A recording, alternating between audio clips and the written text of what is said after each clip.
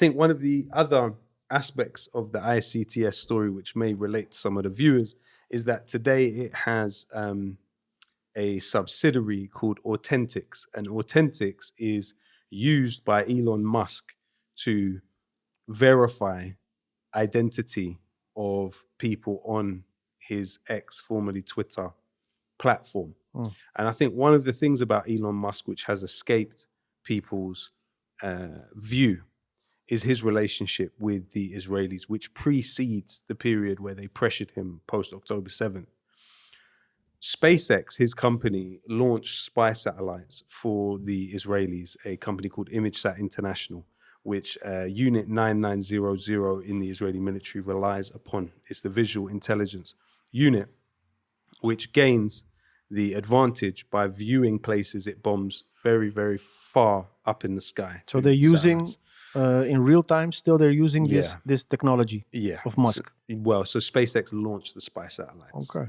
So it's a close working relationship, really. The Israeli embassy publicly thanked SpaceX, the Israeli embassy in the US, and the company itself, ImageSat International, which is all staffed by former and current Israeli military personnel, thanked Elon Musk personally when this took place, at least a year before the October 7th.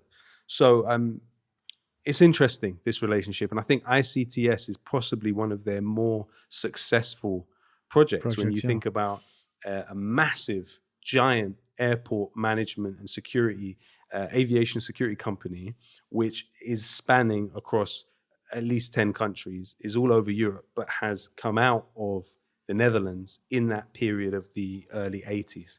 And so what you have in the late 70s and the early 80s are a few different organizations in the Netherlands that are directly folded in with the Israelis and linked very close to them. So, for instance, you've got the Christians for Israel International, which came out of the Netherlands and has a proselytizing mission across the world to try and pull people over to simultaneously Christianity and Zionism. So, for example, one of their international offices in Uganda is actually also the Israeli embassy.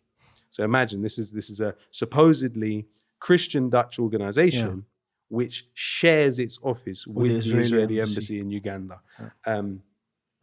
Also you have a situation where this organization has been able to get quite a lot of energy behind the import of goods from settlements into the Netherlands and into the market here for people to consume. It works very closely with the United Israel Appeal, one of the national institutions of Israel. You've even got actually during the 2014 Operation Protective Edge, which left over 2,000 Palestinians killed, the Christians for Israel International took 50 Dutch citizens and took them into Tel Aviv and placed them in an office going online, arguing Israel's point online. And they all came from the Netherlands. And they all came from the Netherlands. They were all Dutch citizens. And they set up a Facebook group called Holland for Israel.